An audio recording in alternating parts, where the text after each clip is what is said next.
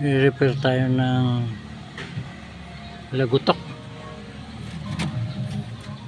Chinikap ko, ang sabi ay spindle, nagkakalaga ng 16,000. Nung chinikap ko ay ang unang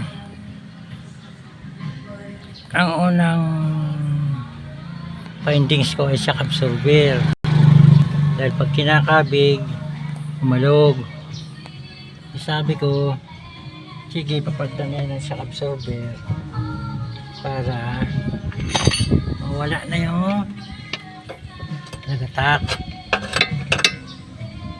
Ngayon, nung chinikap ko na maigi ay umaalog to shock absorber pag kinakabig ang manibela. Ngayon, nung sinilip ko ay yung palang kanyang bearing ilagak na. Yung pala yung lumalagotok, ito yung bearing. Kaya ngayon makakaminos na naman siya, kasi tama lang yung decision niya na mag second opinion, dahil kung hindi malalagasan na siya ng 16,000 na halaga, bukod pa ang labor. Baka ang labor pinakababa ng 1,000, yung mga 17,000. Ito, pag napalitan ng bearing, matanggal ko yung housing, ay baka wala pang 1,000 ang magastos niya. Ito, natanggal ko na yung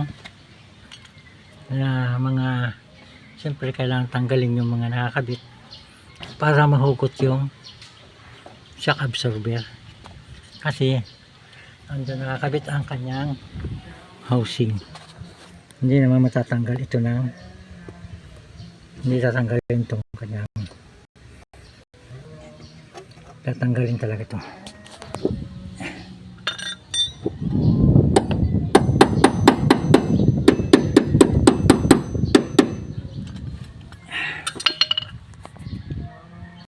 Siyempre kailangan tanggalin natin yung mga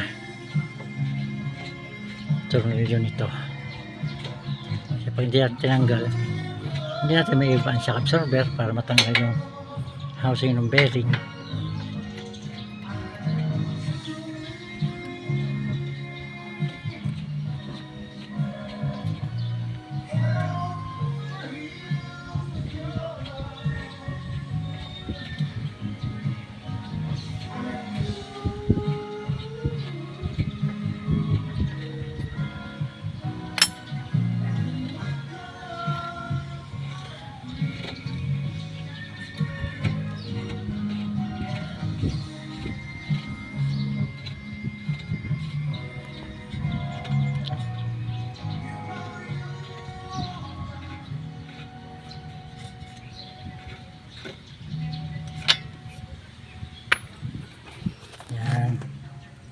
Tapos baba natin ang unti-unti ang kanyang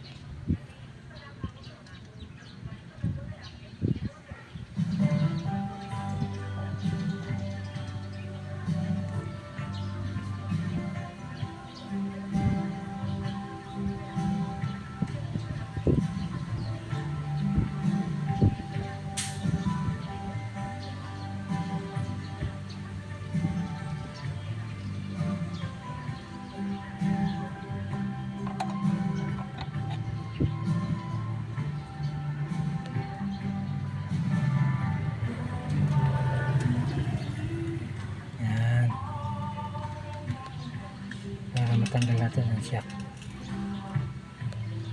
kasi hindi natin matanggal yan pag hindi natin.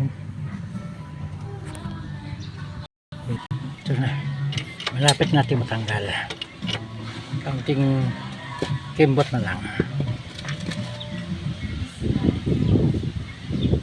kaunting kimbot na lang, dito ay matatanggal na.